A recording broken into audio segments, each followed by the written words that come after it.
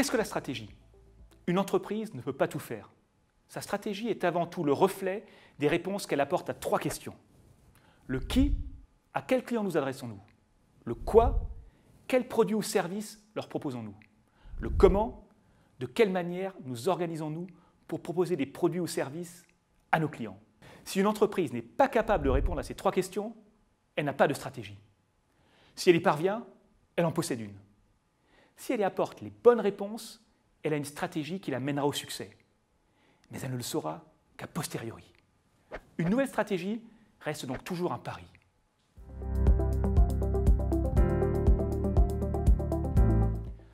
Prenons l'exemple de Nespresso.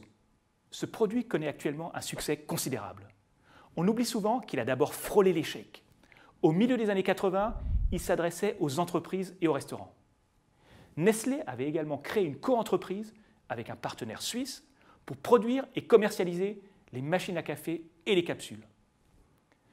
En 1988, la situation était au point mort et la DG de Nestlé songeait sérieusement à mettre un terme au projet.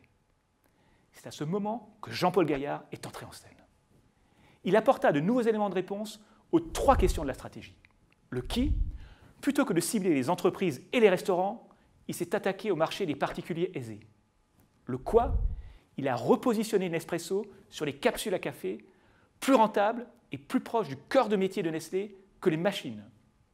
Le comment, plutôt que de passer par la grande distribution, il a commercialisé les capsules par l'intermédiaire d'un club dont tous les acheteurs de machines deviennent automatiquement membres.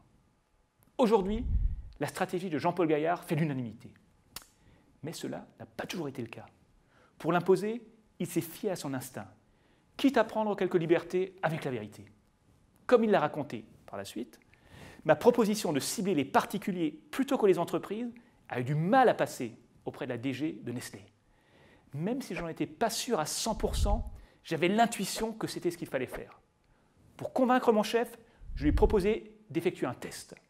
Nous avons mis des machines en vente dans 5 magasins. Mon objectif était de montrer que nous pouvions en écouler 100 en une semaine. Finalement, nous n'en avons vendu que 58. Mais je ne l'ai pas dit à mon chef.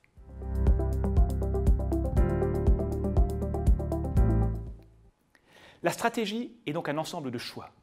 De manière assez surprenante, la plupart des dirigeants rechignent à faire ces choix.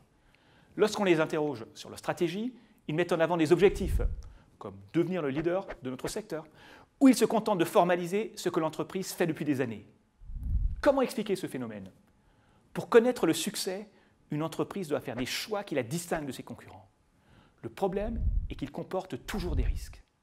Une entreprise qui refuse de faire des choix a peu de chances de connaître un succès éclatant, mais elle minimise aussi la probabilité d'essuyer un échec cuisant. Les entreprises les plus performantes ont donc un point commun avec celles qui connaissent une faillite retentissante. Elles ont une stratégie. Dans le premier cas, les choix qu'elles ont faits se sont révélés être les bons. Dans le second cas, ils ont été beaucoup moins judicieux. A l'inverse, les entreprises qui parviennent tout juste à survivre ont rarement une stratégie. En bref, avoir une stratégie accroît donc les chances de connaître le succès, mais aussi l'échec. Ne pas avoir de stratégie est le moyen le plus sûr d'aboutir à un résultat médiocre, mais aussi d'éviter les catastrophes. Implicitement, c'est le choix que font de nombreux dirigeants.